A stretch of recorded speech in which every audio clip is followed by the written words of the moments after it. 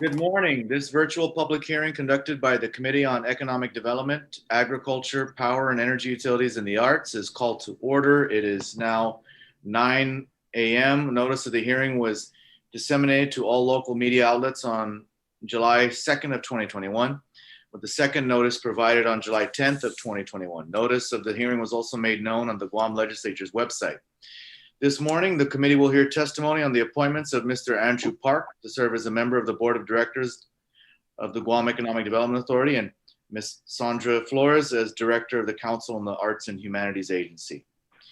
Before we proceed with hearing testimonies, I'll go over some general rules of conduct for this virtual public hearing. All participants must abide by the rules of conduct and quality assurance standards, including the chair will invite individuals who have signed up to testify. Individuals testifying shall first be recognized by the chair before speaking and shall state their name, title, and organization for record purposes. Please ensure that you are unmuted and that you're speaking clearly into your microphone. For group settings where more than one individual is present, please state your name before providing comment. From among the panel of senators, each member will be allowed to pose one question to an individual testifying for one round and be provided another round if necessary. Questions and testimony shall be confined to the substance or nature of the agenda. Personal inference to the character or motive of any senator or any individual testifying is not permitted. Any violations of this rule of conduct will result in removal from the meeting by the host. All right, and I'd like to first welcome my colleagues who have joined me today. I see Senator Chris Duenas. Thank you for joining us. And I also see former First Lady Joanne Camacho from the Guam Economic Development Authority as well. Thank you for joining us as well this morning, as well as everyone else in attendance. We'll begin now with the hearing of the appointment of Mr. Andrew Park. After that, we'll take a 5-minute recess, and then we'll proceed with the hearing for Ms. Sandra Flores. Now we'll begin with Mr. Park. I will go in order of how people have signed up to testify on our sign-in sheet. Now on the sign-in sheet, I do see Deputy Administrator of the Guam Economic Development Authority, Mrs. Joanne Camacho. You're first on the sign-in sheet, so if you're ready, you may proceed with your testimony this morning. Please make sure you are unmute. Oh, I wanted to remove my background. So can you go to the next one? I'll come back to me. Sorry about that. Sure. You can do it. That backdrop's fine if you want. But I can also go, I can go to the next person. I'll go to the next person. I also have in attendance joining us this morning, Senator Tello Tadigui. Thank you for joining us this morning. So I have next signed up, I see, let's see, David John is not here. There is an Edward Hahn that signed up. Is Edward Hahn in? If not, I think I see the next person, only person I see who seems to be logged on, Michael Moore. Is there a Michael Moore that is logged on right now? I see your name, but if you could unmute and turn on your camera. If not, we'll come back to you. I'll go to the next person on the list, which is, I see he's online, Mr. Jaden Lee. Okay. Mr. Lee, morning. Yes, I did this test, so I will be the first. Anyway, good morning, Mr. Ridgell and other members of the committee and senators. My name is Jaden Lee, former underwriting manager of DB Insurance Company, which is one of the largest insurance company in Korea. And I've been business development manager of Mcninch Insurance Underwriter since 2019. Actually, I have known Mr. Park for 7 years, since 2015, when I came here as an underwriting manager. And then he was the licensed insurance broker back then. And then, so I believe I can attest to his strengths and personality, what his position needs. And I strongly believe he's the right person for the place with a couple of reasons I will explain now.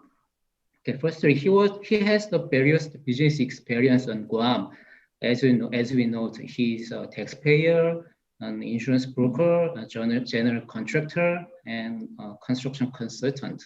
With these jobs, he has an excellent reputation with not only Korean community, but Guam local community as well, because he always does his best to help all of his clients with his professional abilities.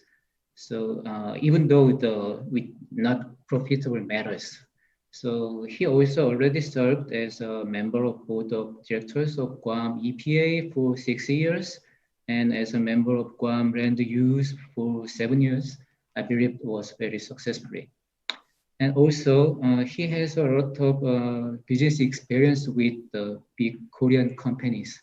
He came to Guam as a branch manager of Samhwan Corporation, which is one of the largest Korean construction company.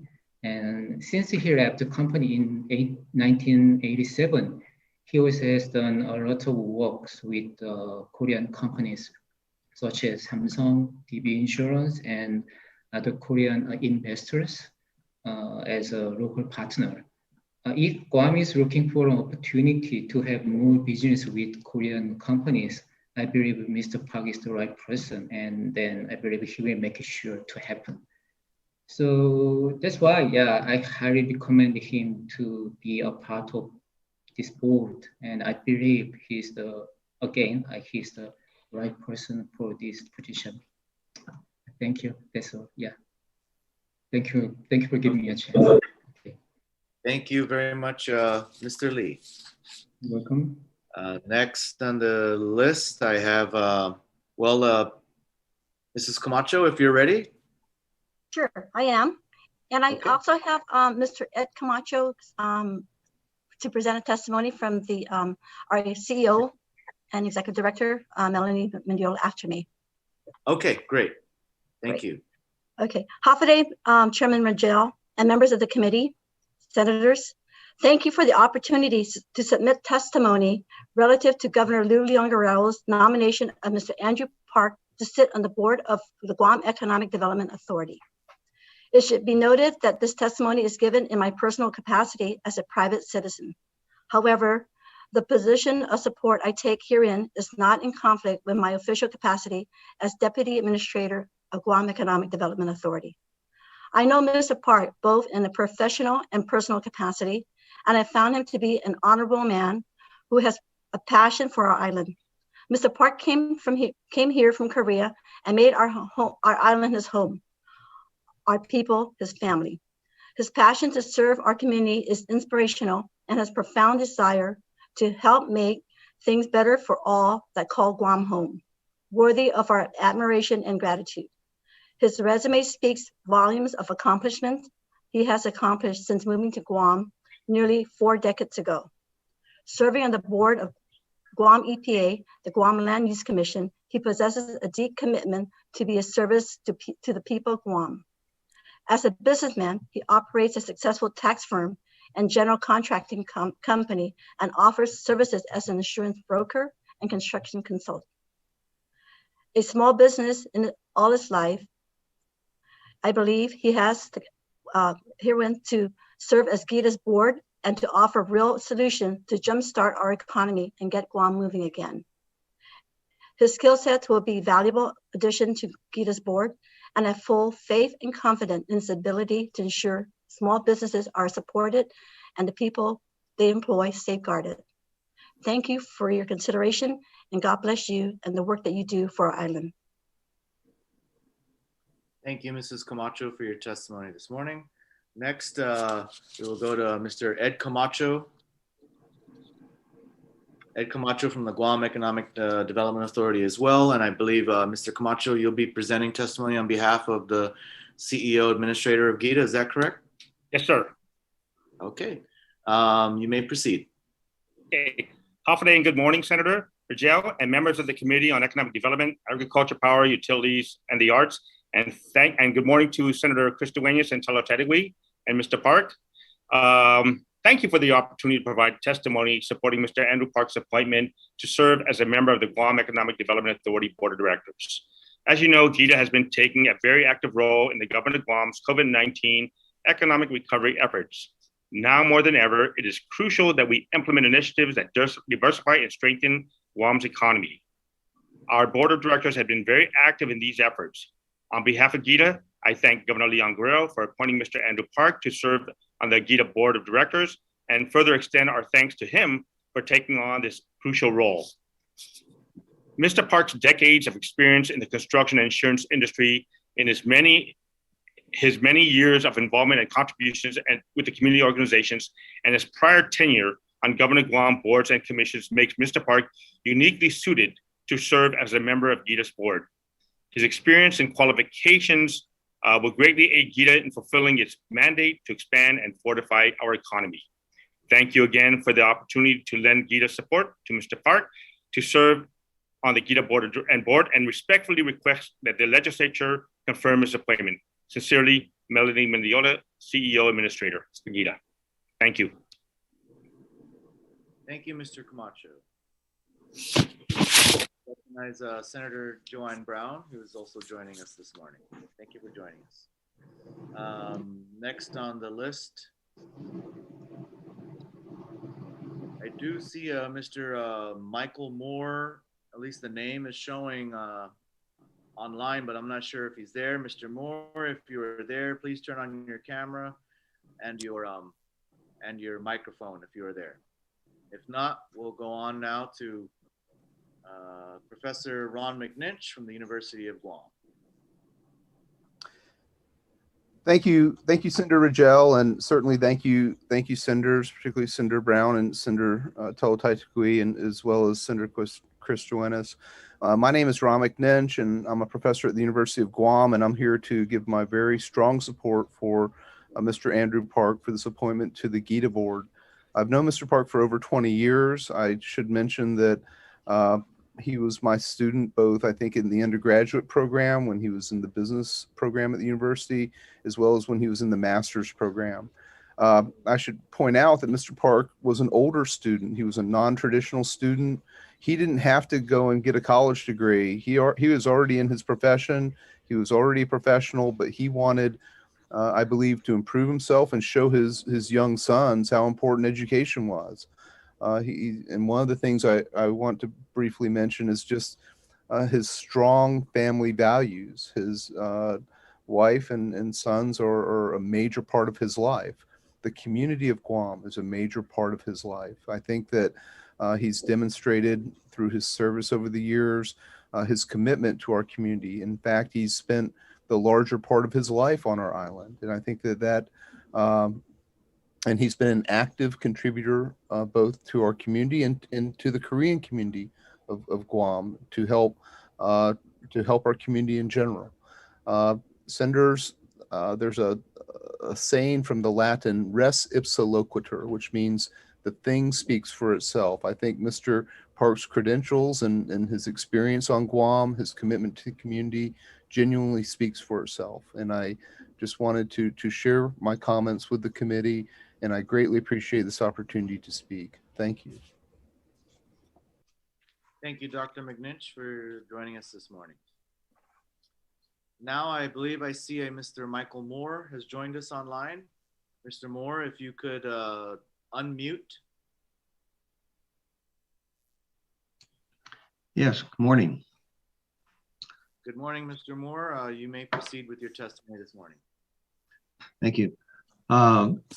I've known Mr. Park for about 36 years.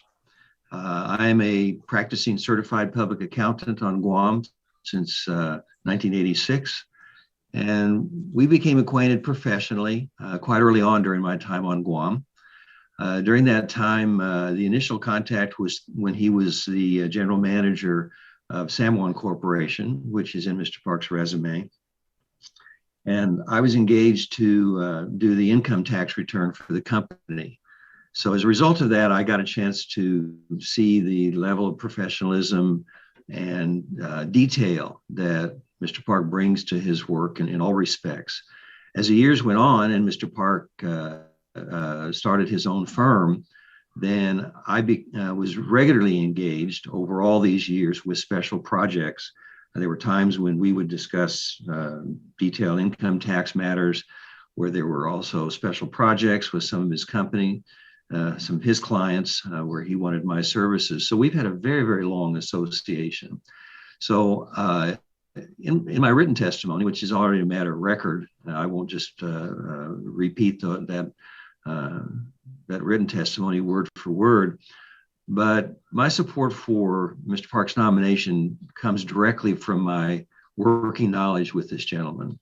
So I can assure the committee that the level of integrity and attention to the priorities of GITA as a very important agency can definitely be assured. I think those qualities, the professionalism, the body of knowledge, the familiarity with the Guam business community, the attention to detail, and just generally the ethics and that Mr. Park brings to his work in all respects is something that I have been a firsthand witness to. So I can assure the committee that Mr. Park will bring all of those assets to bear. And without doubt, he will be a resource not only to GITA, but also to the Guam community. And for those reasons, based on all those over 3 decades of experience, I really heartily support his nomination and would hope that the committee would see that nomination favorably. Thank you. Thank you very much, Mr. Moore, for your testimony this morning. You're welcome. Okay, I don't see anyone else signed up to testify this morning. So unless there's anyone else I am missing, please chime in. If not, we will proceed now to the nominee himself, Mr. Park. Good morning. Good morning. Good morning and half a day. Chairman Ridgell and members of the Committee on Economic Development, Agriculture, Power, and Energy Utilities and the Arts. My name is Andrew Chung Park. I'm honored to be nominated by the governor and confirmed by the Guam legislature to serve as a board member of the Guam Economic Development Authority during this challenging time. I'm a tax preparer, an insurance broker, a general contractor, and a construction consultant. I was born in Korea and worked for one of the largest Korean construction companies for 14 years, both at the company's headquarters and on overseas projects in several countries. I came to Guam in 1985 as the Guam branch manager for the company and have lived on Guam for 36 years. I attended my first college in Korea, where I majored in economics and furthered my studies on Guam, earning a bachelor's degree in accounting in 2001 and a master's degree in public administration in 2005 from the University of Guam. Previously, I served as a board member of the Guam Environmental Protection Agency for 6 years, from 2003 to 2009, and as a member of the Guam Land Use Commission for 7 years, from 2009 to 2016. Throughout my service to Guam EPA and GLUC, I encountered numerous challenges when presenting my opinions on issues dealing with the cases that lacked proper or updated laws and regulations, and faced the dilemmas when weighing applicants' rights, neighbors' concerns, and the demand or necessity of such changes or projects outlined in the applications. In all cases, I strove to arrive at the most logical, realistic, and legitimate decision to the best of my abilities and avoid conflicts of interest. Unlike these two regulatory agencies, GITA has the responsibility for the centralized direction, control, and supervision of an integrated plan for the economic development of Guam through its program and offerings as a profit, public for not-for-profit corporation as defined 12 GCA Chapter 50. Although I'm not familiar with all of the details yet, I believe my potential serves as a bridge between Guam and Korean groups that have actively and heavily invested over the past decades would be an immediate asset. While Guam has benefited from some Korean investment activity, we have yet to see significant, successful Korean investors among them. By providing thorough guidance to help future investors succeed, we can ensure they explore further investment opportunities on Guam and showcase Guam as an attractive and profitable market to new Korean investors. If given the opportunity, I wish to further contribute my time and energy to Guam's community, utilizing my independent knowledge and unbiased judgment. I will strive to determine all issues with the best interest of the people and the government of Guam in mind, in accordance with all relevant laws and regulations. I believe this is one of the best ways to repay the community for the privileges I have received from being a part of this community and ensure my hometown is a better place to live. I would like to thank the committee for this opportunity and also thank for Mrs. Camacho, Mr. Camacho, Mr. Moore, and Mr. Lee to come to support my appointment with kind words. Thank you very much, and Sidious Masi. Thank you, Mr. Park, for your testimony this morning. Seeing that there's no one else I see signed in to provide a public testimony, at this time I'd like to allow my colleagues the opportunity to ask questions of either members of the panel who've shown up to testify or of the nominee himself. And I'll begin with Senator Christoenis. Thank you, Mr. Chairman, and Mr. Park. Thank you for accepting the nomination of the governor. You certainly have a who's who today supporting you, Dr. Mcninch. Mr. Moore saying that he's known you in your entire time being on Guam. So somebody who's known you for 36 years, I think brings good testimony. Good morning also to the First Lady, Camacho, and Ed Camacho from GIDA.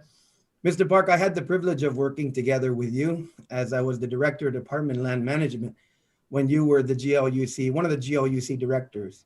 I can attest to your deliberative qualities and also to the fact that I always believed as you deliberated on those projects brought before the GLUC that you really did take kind consideration, but you also had a lot of influence sometimes in sending plans back to be redone, taking into consideration testimony, particularly from the public.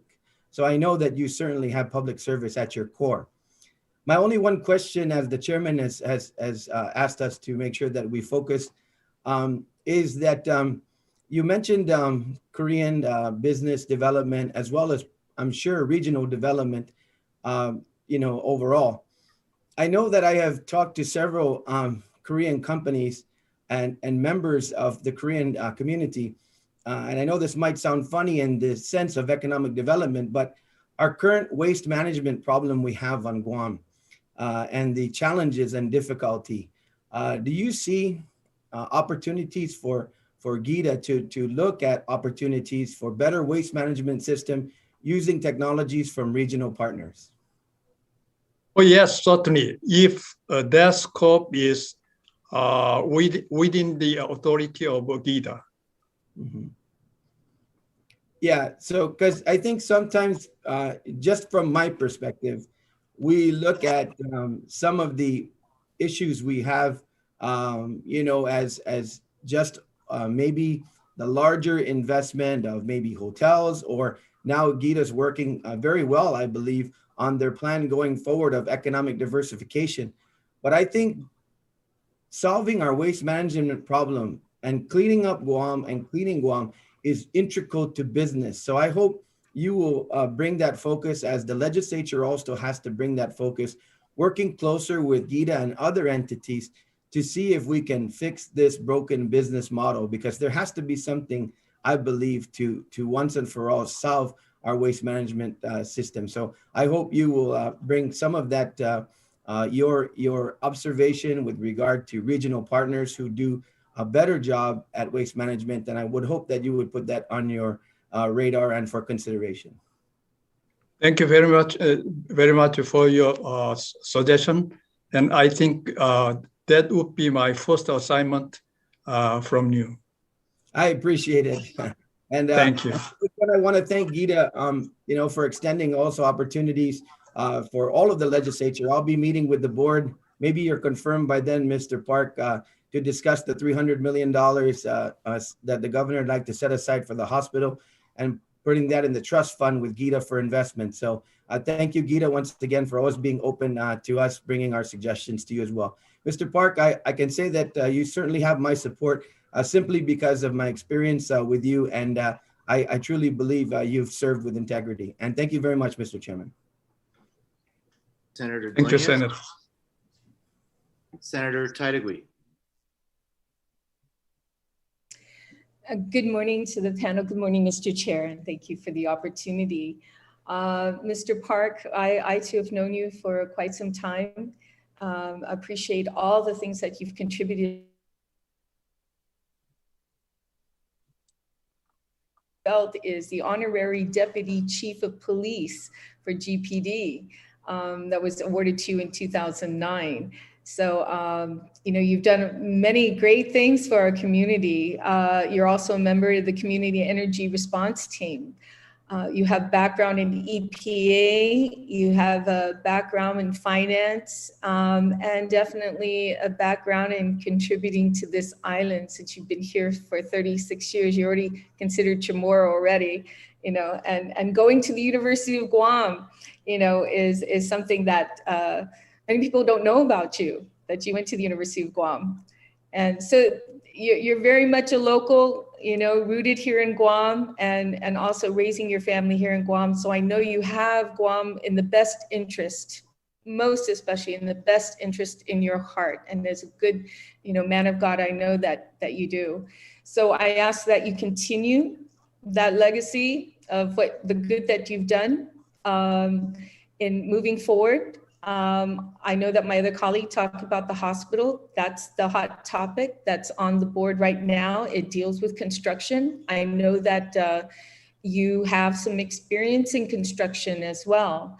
So I hope you take a really good look at, all around what's in the best interest of our island. I know Gita has to make some money somehow to stay afloat, but I'm pretty sure you're going to put the people first, before that. So greatly appreciate again for continuing. I mean, you could retire and go do something else, because we all know that being a board member, on something as important as Gita is going to take away time from your family. So I hope Mrs. Park is also giving you your blessing to do this, because you're going to need their support to continue on. So I greatly appreciate it, Mr. Park, for again stepping up. And thank you, Mr. Chair, for the opportunity. Thank you. Thank you, Senator Titagui. Senator Brown, any questions or comments?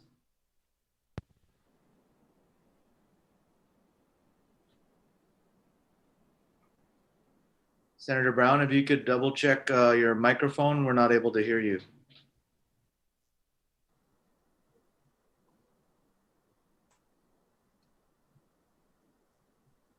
Yeah, I'm still not hearing you. Can you see if there's anything?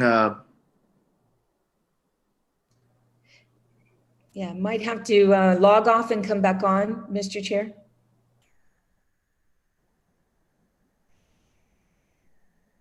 Yeah, for some reason, we're not able to hear you, Senator Brown. It is showing that you are unmuted, but so there might be some issue with your microphone itself.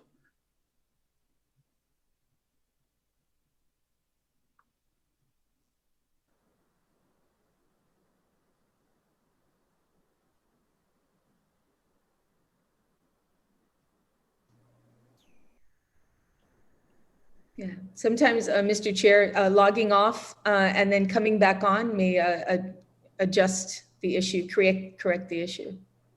Right. So Senator Brown, I'm not sure if you want to try. Is it okay if we move on? We can't hear anything coming from your side, so I'm not sure what the issue is.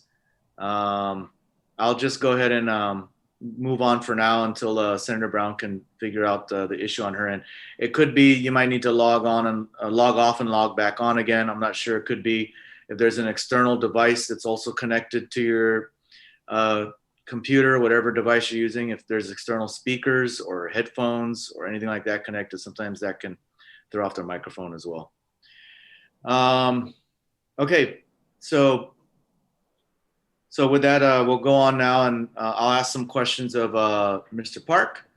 Mr. Park, first of all, congratulations on your nomination. And really, the only real question I have for you is sort of what is your vision as to what your role will be with the Guam Economic Development Authority? I wanted to do something that I can do for the community always. I am not familiar with, as I said in my testimony, I'm not familiar with all the programs and the offerings by the GIDA at present, but I am pro development as the way that I served for the Guam Land Use Commission, and I'm going to continue my my way to do the things whatever I can do for the real development of a Guam community. And this is the only inception of my responsibility and duty. Then I will study hard what I can do for the GIDA's goal. Okay. What do you think? There's a lot of talk about diversifying Guam's economy. What are your thoughts along those lines of what GIDA can do to help develop the economy in a more diversified way?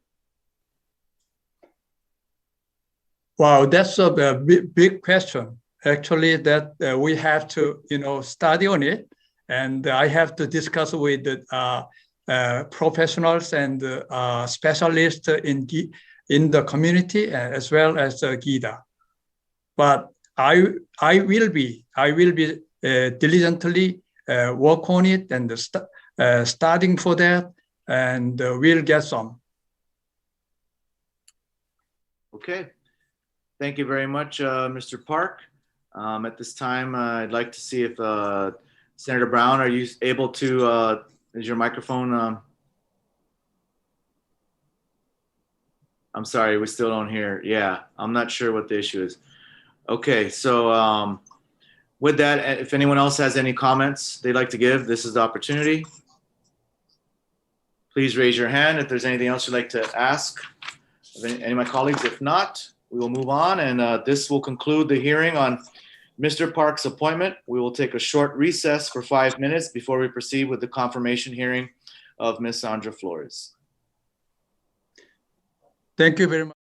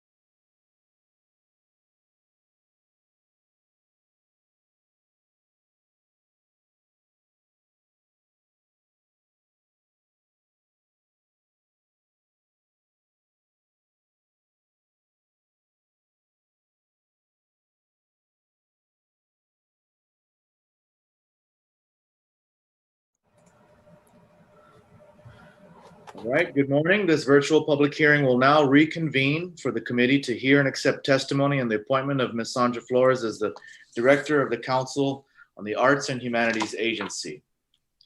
Before we proceed with the testimonies, let me go over again with our participants this morning, some general rules of conduct for this virtual public hearing. All participants must abide by the rules of conduct and quality assurance standards, including the chair will invite individuals who have signed up to testify. Individuals testifying shall first be recognized by the chair before speaking and shall state their name, title, and organization for record purposes. Please ensure that you are unmuted and that you are speaking clearly into your microphone. For group settings where more than one individual is present, please state your name before providing comment. From among the panel of senators, each member will be allowed to pose one question to an individual testifying for one round and be provided another round if necessary. Questions and testimony shall be confined to the substance or nature of the agenda. Personal inference to the character or motive of any senator or any individual testifying is not permitted. Any violations of this rule of conduct will result in removal from the meeting room by the host. All right, I'd like to welcome my colleagues for joining us for this second confirmation hearing this morning. Senator Chris Duenas, Senator Tello Taidegui. Thank you for joining us this morning. All right, and we will begin in order of those who have signed up to testify this morning.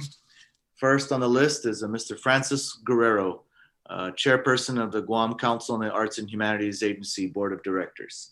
Mr. Guerrero, good morning. You may proceed. Please make sure to unmute your microphone. Thank you. Good morning, Buenas and Hafide, Senator Ridgell, and distinguished members of the committee. As you stated, I am Francis Guerrero and Chairman of the CAHA Board. I write in support of the appointment of Ms. Sandra Flores to serve as Executive Director of the Guam Council on the Arts and Humanities Agency. Ms. Flores has long been an advocate of Guam's culture and arts and has proven herself to be very proficient in organization management and planning, grant writing and federal grant management, public relations, entrepreneurship, creative writing, website design, and creative exhibits. Among her many achievements, she served on the committee supporting the Chamorro Diaspora for FESPAC 2016, was the president of Chamorro Optimist Club in San Diego, and founded the Untitled Chamorro Cultural Educational Program, providing cultural education to the youth in San Diego. As CAHA moves ever forward with management of the Percent for the Arts, Guam's master's program, federal grant programs under the National Endowment of the Arts, and Guam's delegations to the Festival of the Pacific Arts, I believe Ms. Flores will be instrumental in directing the agency for continued successful implementation. Ms. Flores has a genuine passion for culture and arts, and I have seen firsthand her ability to immerse herself into CAHA's mission and vision and coordination of the agency's major functions and duties. I have no doubt that she will be a strong executive director and a powerful asset to our organization. I wholeheartedly support her confirmation and hope that this committee and the 36th Guam legislature will consider her favorably. Thank you. Okay, thank you, Mr. Guerrero, for your testimony. I'd also like to recognize Senator Joanne Brown, who has rejoined us again this morning. I do see someone else here online. All I can see through our computer is the name Mark. Mark, are you here to provide testimony? No, I'm just here in support over confirmation. Okay, no problem. So with that, if there's anyone else logged on to provide testimony at this time, please let me know. Raise your hand. Turn on your camera, raise your hand, and let me know if you're here. All right, Monica Guzman from Galidi Group. Good morning. Good morning, sir. Good morning. Go ahead, you may begin. Okay, good morning, everyone. I'm Monica Guzman from the beautiful village of Manilao, and I'm here to testify in support of the nomination of Sandra Flores as the Executive Director of the Guam Council of Arts and Humanities. Good morning, Senators. It's nice to see you all. I had worked with Sandra for many, many years in many different projects, and we worked very closely as we prepared for the hosting of Fest back in 2016. She was very instrumental in bringing together all of our talented diaspora to participate and to come to Guam and be an integral part of Guam's delegation. Sandy is very diligent in her work, and she has a very high ethics, and she also has a great network of folks and relationships within the artisan community. I would also like to say that as the daughter of our beloved Judy Flores, Dr. Judy Flores, I think it will be safe to say that we're not only getting Sandy, but we're also going to get the advice and counsel of her mom, Dr. Judy Flores. Another thing I'd like to say, which is, and Senator Titagui, maybe you'll agree with this, Judy will definitely represent the South, you know, the southern part of our island. And for that, I'm very, very happy because, you know, she has, I mean, she's an Inarahan gal, you know, and, you know, she was right there by her mother when her mother put together Gev Pagu and all the different projects that she's done down south. And so I just, in full 100% support of Sandy Flores being the next executive director of the Guam Council of Arts and Humanities. And I know Sandra will, you know, she's young, she has a lot of energy and a lot of ideas. Thank you very much. Thank you, Mrs. Guzman. I do see a few other people online. Are you here to testify? I see Joey Manabusin. Just raise your hand if you are here to provide testimony. And also Jackie Bobbas, are you here to provide testimony, or are you just... Senator, and I'm not providing oral testimony, but I will be submitting a written document. Okay, thank you. Is anyone else here to provide testimony this morning? Please raise your hand. If not, we'll go on now to allow my colleagues the opportunity to ask questions of the nominee. Oh, excuse me. Forgive me, I forgot. Now we will hear from the nominee herself. I apologize. Oh, thank you. Yeah, thank you, Senator Ridgell, for arranging the public hearing, and I appreciate the time and attention of the committee to consider the governor's appointment of myself as the director for the Council on the Arts and Humanities. Thank you for those who spoke for me. I appreciate it. I'm Sandy Flores. I am now the acting director of the Guam Council for the Arts and Humanities Agency as of June 7th. And I'm really excited to join the excellent CAHA staff and the agency's board of directors in what I see as really an exciting new era for CAHA.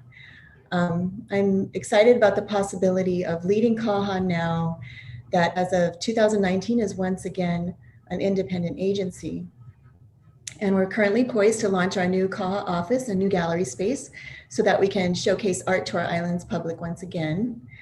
We're committed to upgrading the use of technology to improve access and efficiency of our programming. And we're also engaging in the agency's new strategic plan that sets the groundwork for the first ever Guam Council for the Arts and Humanities Agency building that is worthy of the unique arts and artists of Guam. It's really an exciting time with new opportunities. Our agency has always leveraged a lot of federal funding through the National Endowment for the Arts, more recently the CARES Act, and then presently the American Rescue Plan. And this really aids in our island's recovery from the devastating pandemic. And we truly believe in CAHA's motto, which is weaving arts and humanities into our daily lives, because we believe that with art comes healing and reflection and vision for how our island society will reimagine itself in the years to come. I'm really grateful for the trust put in me so far to lead this very special agency and for those that have navigated us to this current time of great potential. If confirmed as CAHA director, I will bring to this position my years of nonprofit development, community engagement, and entrepreneurial experience on both Guam and in California. I recently earned a master's degree in peace and justice from the University of San Diego, focused on art and identity, especially to do with Guam's cultural revitalization and the role of the arts in personal and community enrichment. I've known CAHA all my life, and I really believe that it's a testament to our island's steadfast commitment to the development of our best selves, our inspired thinkers, and our most innovative doers. And through them, we're going to bring to light the thoughts and ideas that will illuminate our way forward. I really consider, thank you for your consideration. Danklin as Jesus Masi.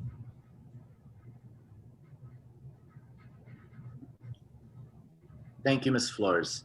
Okay, now I'd like to allow my colleagues the opportunity to ask any questions or make any comments, beginning with Senator Duenas. Good morning, Ms. Flores, and congratulations on your current position as the acting director of CAHA. And as was mentioned earlier by Ms. Guzman, Biba Inalahan. You know, I certainly think this is a wonderful appointment, and I'm glad Monica joined us, because earlier in the term, she paid a visit to my office and gave me a very thorough overview of the vision as we start to rebuild tourism, of the vision of rebuilding at the village level. There's no question with the, I'm sure, mentoring of your mom and perhaps even your great involvement in really one of the showcases of tourism that reaches the villages, through Gefpagu and all of the rich history of Inalahan. My only question is, have you had the chance to talk to Monica about that plan? And have you also, is that your vision as well, to duplicate many of those opportunities to truly, integrate, tourism at the community level in the villages? Absolutely, I believe in that idea. You know, as a child growing up in Inalahan, I enjoyed so much, but those opportunities, when the arts would come to us, when activities would come to us in our, in our quiet lives in the villages, that was really enriching. So I know from a personal level how much that will enrich the lives of our young people in the villages, and also just give our artists an opportunity to really reach out on a community level. Yeah, that's close to my heart. Thank you. Thank you, Sandy. And as I close, I just want to say that,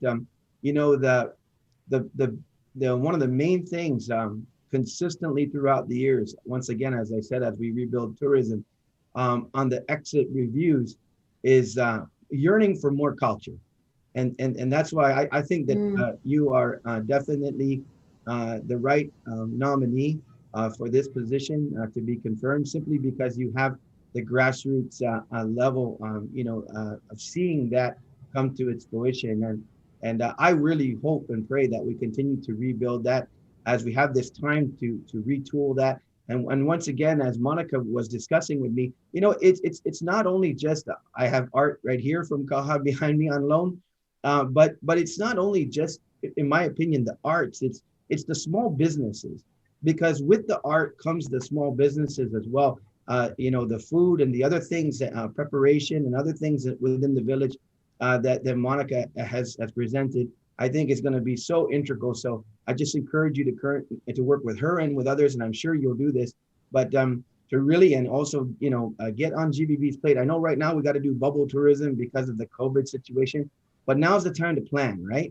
And to make sure that when our guests start coming back en masse, that they get outside of Tumon and enjoy the villages. So I know you're the right person for that, and I'll continue to look into your record, and I look forward to voting for your confirmation. So, Mr. Chairman.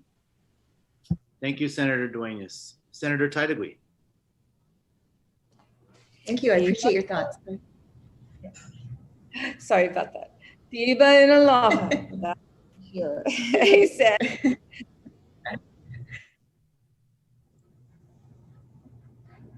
From San Diego and all the good things that you're doing for the people who are there, you know, bringing Guam, bringing home to them in San Diego, and the work that you were doing. And, you know, I always think there's signs that are given in the universe. And it was my nephew who lives in LA. And he actually joined the dance troupe in San Diego. And during the liberation, he actually joined it and learned to dance, you know, with the group, which I thought, and he just called me yesterday. And then here you are, you know, but unfortunately, I think since you left, hasn't been, well, COVID is probably a big excuse why, but since you left, there hasn't been so much of a push as when you were there. Because one thing I've following along with you is, and I've noticed that you're very informative. You ensure that the public is well informed and engaged at the same time. And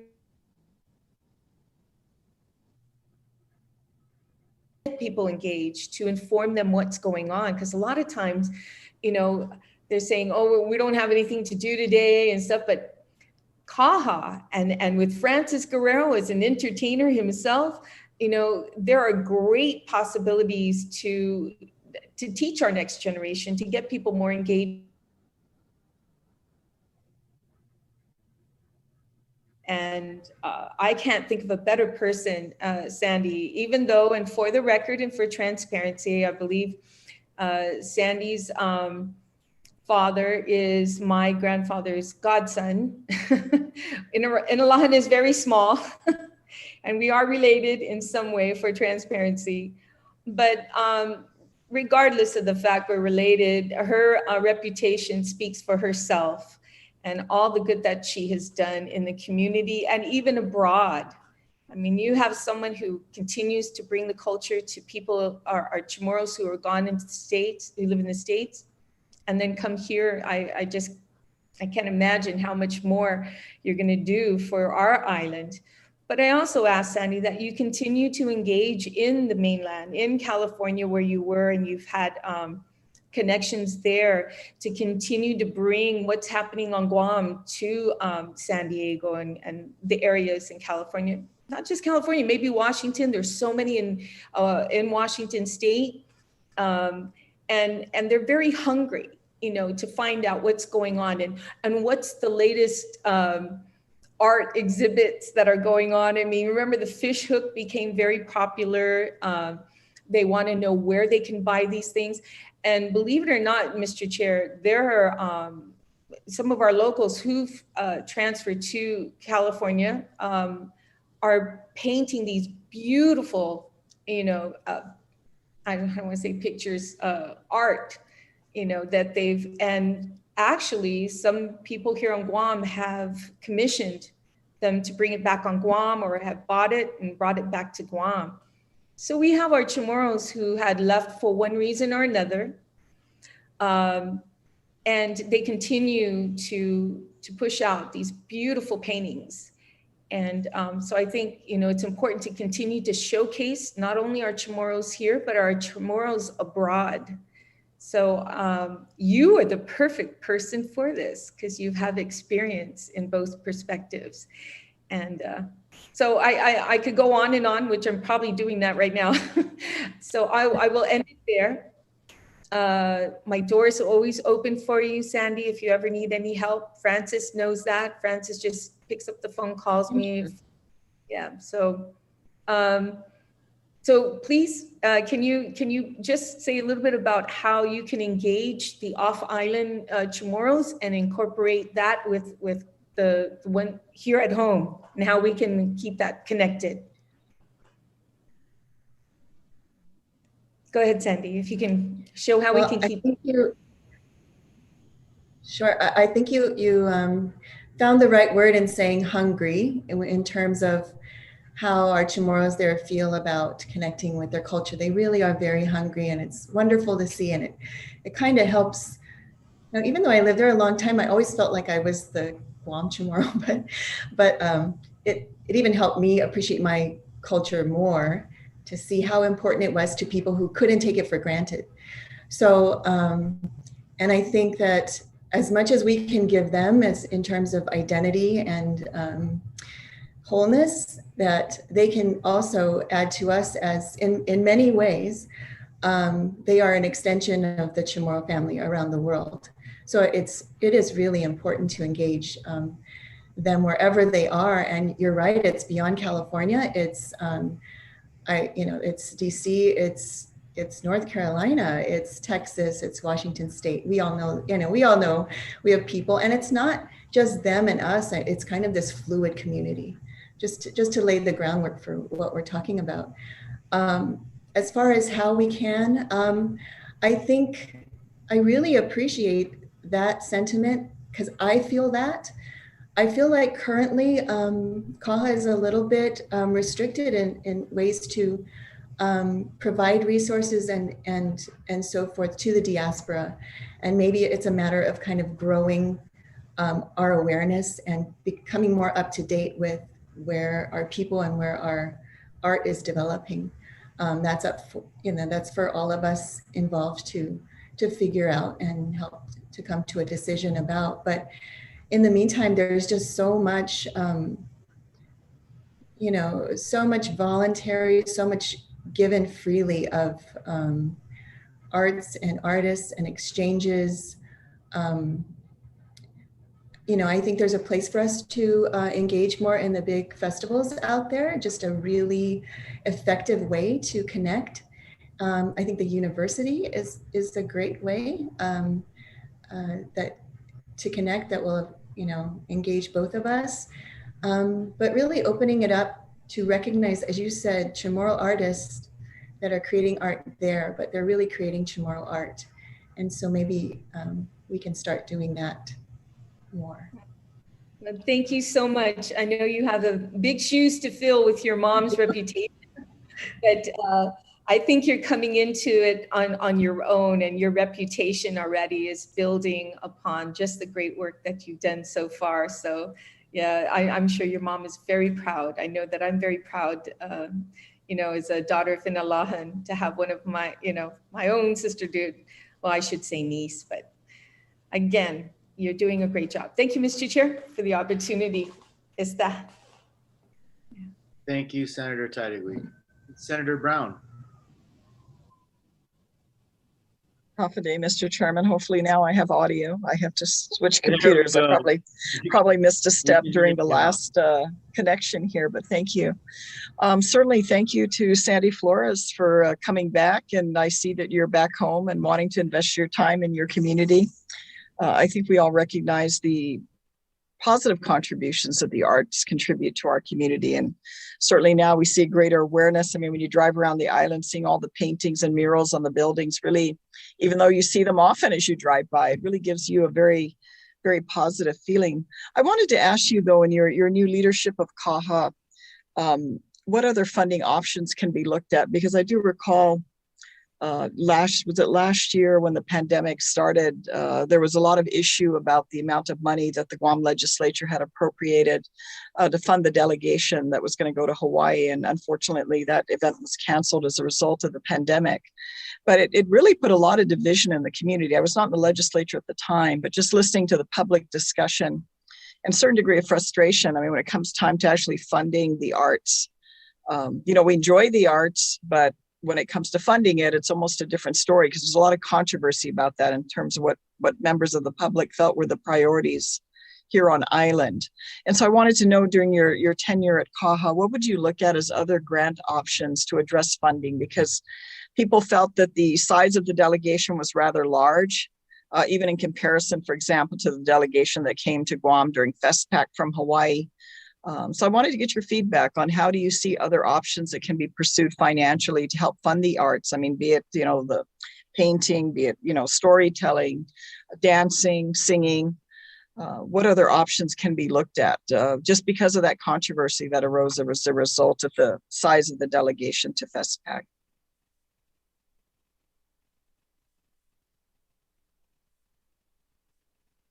Please unmute.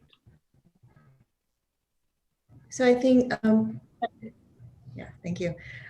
Senator Brown, thank you for bringing that up. I think part of it is an education challenge to really educate about the value of the arts and how much it brings to our community, especially our young people.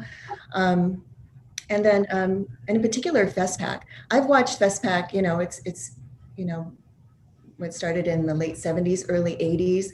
So I've been watching that from the beginning, and my mother's and Kaha's involvement in it from the beginning.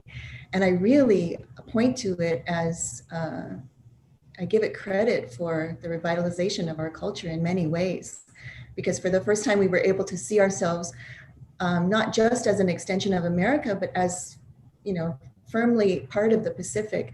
And then the interest grew in, you know, how do we express that? So I think, you know, as much as we enjoy the revitalization of the Chamorro culture, we have to look at that as a source and just the arts in general. So yeah, the first part of my answer is it's an education part. And then you're asking specifically about the funding.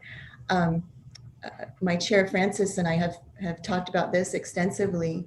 And, you know, we really like to, I think part of it is starting early and giving everyone an opportunity to fundraise early, whether it be through the artist opportunities, whether it be through private sponsorship opportunities. I think that we can explore more of those. And I think we can be hopeful because since Guam did make the investment and did host FestPac, I think the appreciation of it on Guam is larger. And when they start hearing about the artists that are going, there's going to be anticipation of really great things that we saw at FestPac, and really excitement for those artists and what they're going to experience in Hawaii. So I think, you know, I'm hoping, you know, we're working toward getting started early. So we have that timing, but I think for citizens and for private sponsors, I think we can expect a bit more than we did in the past, thanks to our hosting it in 2016. Well, I appreciate certainly the planning ahead. I mean, right now with, you know, federal funding in response to the pandemic, there's a lot of money floating around, but we know it has a shelf life and a timeline. And I just believe when we get back to the realities of our economy, and I you know, certainly we'd love to see the continued rebuilding of our tourism industry, but that's going to probably take a little more time. And I just see it's always, you know, the arts, it's almost the first of the cutting, you know, the cutting block, unfortunately. And so I really like your ideas in exploring and planning ahead of time to offset that, because you're right. I mean, you have a lot of artists that are very excited that want to share their talent and their capabilities, not just here on the island, but show other representatives from other countries. But I think having more private sponsorship would help offset that concern, because that was just something that, you know, we heard very loud. It was very loud last year when this whole issue came up. I have to tell you, I'm happy to hear that Kaha is going to have a gallery open again. One of my early experiences, you know, I'm an observer of art. Every now and then go to art class and do something that entertains me. But I have to tell you, one of my first experiences at Kaha was actually when Tony Lamarena was there. And I went to go visit him, and downstairs, this is I believe it was the old retirement building. It's been quite a few years. I believe it was the old retirement building before it became the retirement building. I remember looking at an art presentation that was there and a number of artists that had their work on display. And Carol Knudsen was one of those artists. And there was one particular artwork that I really liked that she had, but it had one of those dots on it. And then Tony told me if it has a dot on it, that means it's already been purchased. And then he goes, you can have that artist, actually, you can commission that artist to do artwork for you. And I had no idea. I thought, oh my goodness, I could take what I want to see in my head and have someone else recreate that for me. And he said, sure, I'll give you her number. And it led to quite a number of years of relations that I had with Carol. Even when her and her husband, Doug, moved to Hawaii, I spent most of my teaching salary on her artwork, which I still have today. I mean, it's still beautiful. It's still hanging in my house. But what an appreciation through that encounter, just for me as an individual coming into Kaha, you know, for a meeting and end up seeing the display that I otherwise probably would not have made time to do. And so I'm happy to hear that you're going to have a showroom to display the artwork out there, because that provides a wonderful opportunity for even more members of our community to engage and see the work. And also for artists, I mean, economically, buying resources and supplies and everything is expensive, and having a means under which they can share their artwork and hopefully have others in the community purchase and enjoy it. You know, Carol's work is almost 30 years old, and I still have it in my home, and I still appreciate it every day when I see it. So thank you very much. I look forward to attending one of those events where you're displaying the work of our artists here in the community. So welcome back. It's good to see you. I'm sure you're going to contribute so much of what you've gained and what you've learned, bringing back to the community, and I'm sure you're going to make your own mark as well. I mean, we all appreciate your mom and the beautiful work she's done, but wonderful to see you continuing to contribute back to the community. With that, Mr. Chairman, thank you so much for the opportunity to ask questions of the nominee. Thank you, Senator Brown. I see Chairman Guerrero, you were raising your hand. Did you have something you wanted to add? Yes, if I may. Actually, Sandy was not here when we were working on the plans for the 2020 FESPAC, which did get pushed out to 2024, fortunately for us. Senator Brown, yes, you weren't with the legislature at the time, so probably not as aware of what was going on with the planning of FESPAC at the time. In answer to the question on the size of delegation, the host country usually is who determines how many people any specific participating country can have participate based on their ability to accommodate. And Hawaii did assign Guam the number of 100 people. And that's where the size of delegation came from. I will say, though, that historically Guam has never been shy in the participation with FESPAC. And many of the previous FESPAC contingents have also been large delegations. I do recall times when we've even, or the committee has been able to work through chartering a full plane to send the delegation as cheaper airfare.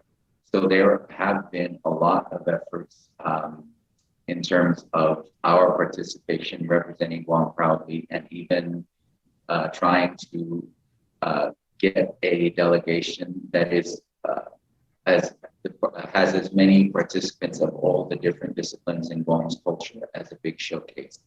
To Sandy's point, we've had a lot of conversation already on this, because being that it'll be 2024, we have some time to work on it early. Yes, it was a big controversy, and I think it was because there was a struggle to find funding. Historically, the legislature does appropriate a small portion to fund FESPAC, and then the delegation is directed to go and raise the funds, to cover the difference. And that has been a successful model. Unfortunately, we know the coffers of the government are, very challenged now, especially with the tourism being down. And so for us at CAHA, it will be an all-out effort to try to get more of the public engaged in what FESPAC is, especially now that they've seen it in person in 2016, which was a big deal for us, and got excited about it. So we hope that we can move forward and really do some strong fundraising efforts. I'm excited because, my gosh, I don't know how many fundraising Sandy's done with the projects she's worked on in the States. I think she had raised $230,000 for the Chamorro House in Balboa Park. So I think there's a lot of opportunity there. And I hope that clarifies. I think it's important that the committee, this committee especially as oversight for CAHA, knows exactly where we're going with some of the efforts that we're doing. Because there are a lot of other uses that we could do with Percent for the Arts. We don't have a cultural center, and Sandy mentioned that's one of her visions, is to see something like that. So we hope to get more plans in the works in our strategic planning, and Sandy will definitely reach out, so will I, to all of you with any kind of support that we need. Okay, thank you, Chairman Guerrero, for that perspective. Okay, now, Sandy, go ahead.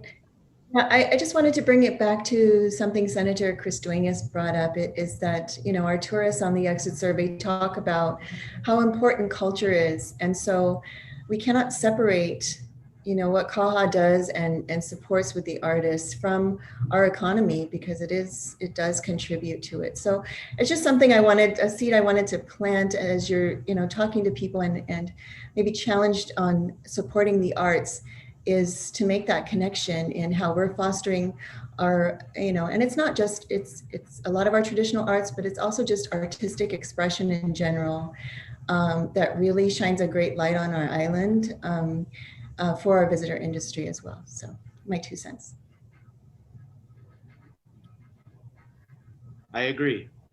Thank you, Ms. Flores. First of all, I'd like to congratulate you on your nomination, and also say that I've had the pleasure of getting to know your mother as well. Of course, not everyone, but most people know who she is. She's been very actively involved in keeping the culture alive and the perpetuation of the culture and the language. And so at first I knew who your mom was for many years. And then I had the opportunity to meet with her and work with her in my capacity with the Mcninch Pagu as the president of the board of Mcninch Pagu. Your mom has been such a huge help to the establishment of that dance organization, that Chamorro dance organization. And she still maintains a strong and close connection to us and to Mcninch Pagu. And so,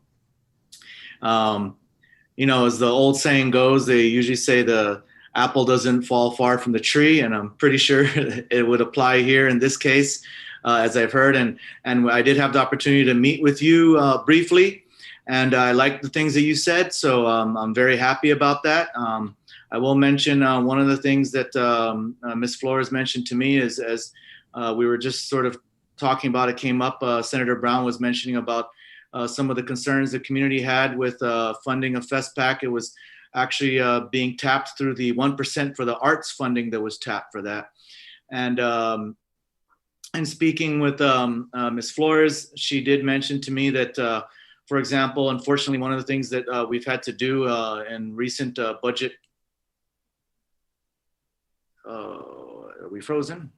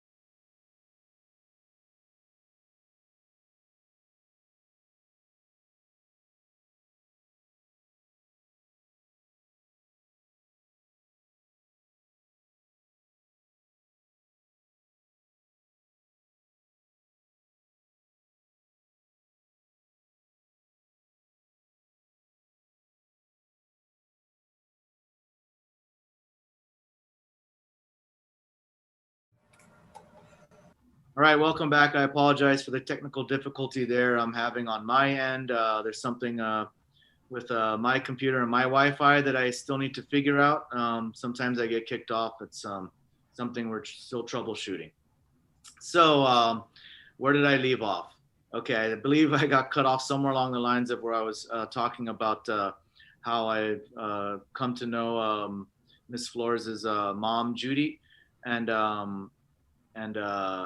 how I've had a great experience with her. And of course, her reputation has been she has a great reputation in the community. And in my first meeting with Miss Sandra Flores, that I thought it was a good meeting that we had, as far as sort of the direction that you mentioned that you were looking at as far as the Council on the Arts and Humanities. So with that, I'd like to actually offer you the opportunity to talk a little bit about, if you could, what is your vision for CAHA? I know you kind of spoke a little bit about earlier this morning, a little bit how important it is to connect the idea that the arts and the culture are actually really good for tourism. And Senator Duenas mentioned it earlier as well. And I agree 100%. All these exit surveys that have been going on for a long time, quite a while now, have shown that a lot of the tourists that come here want to see more of the Chamorro culture and want to see more of the local art. And it makes sense because, you know, most people, when they travel anywhere, that's what they want to see. You go to another place because you want to see what do they have that's different from where you're from. You kind of want to see what do they have culturally, what kind of arts they have, and what kind of culture they have. And that's the reason why people travel, is to experience other cultures and other art forms. So with that, Ms. Flores, if you could kind of share with us what you have in mind, what your vision is for CAHA and the arts, and how it ties into the island of Guam. I'm sorry, I'm distracted because my battery's running low and I have to locate my cord. But I'd like to speak first. You know, I think we have to kind of close the circle in the connection between CAHA and the arts and our well-being as a people and tourism and the economy and that whole circle. And one of the things that I love to do, as I think it was Senator Titlegy brought up, is to communicate and to share with people. And so I really, I want to see CAHA out there. As this opportunity came up and I talked to people about CAHA, they'd say, it was always positive, but most people didn't know where CAHA was and what CAHA had done, you know, recently. And then when it was part of DCA, there was some, you know, not clarity about where CAHA fit into there. So I think we really need to rebrand and relaunch CAHA. I'm really grateful for the investment that, you know, the government has made for the new space, because as Senator Brown brought up, that's where a lot of people are going to make that personal connection. I want to continue what I started with, talking with Tony Lamarena on his show and just sharing about the arts. I mean, he brings a great perspective of a really heyday for CAHA, and then to talk about our plans. And then, you know, that piece about how really CAHA's efforts with FESPAC, our government's efforts with FESPAC have really launched our Pacific arts here on Guam and our traditional arts that helps create that identity that tourists then so appreciate what is special about us. You know, it was able to bring it to the forefront. So, you know, I see first a really important piece is an informative campaign.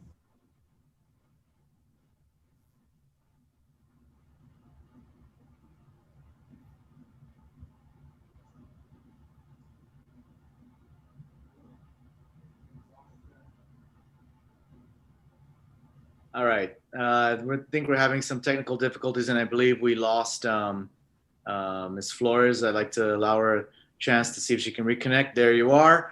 Yeah, a lot of technical difficulties. This is the problem with doing this thing virtually.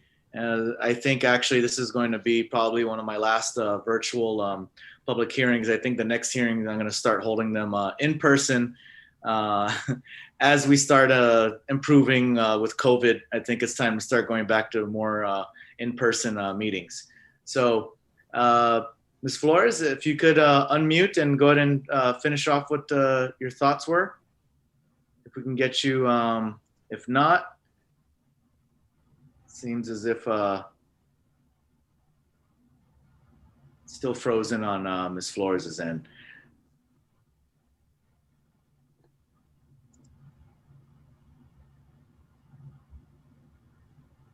All right, we seem to have some difficulties with getting Ms. Flores back on, but I think she's answered my question and everyone else's question, and I don't have anything else to really ask or to add at this time.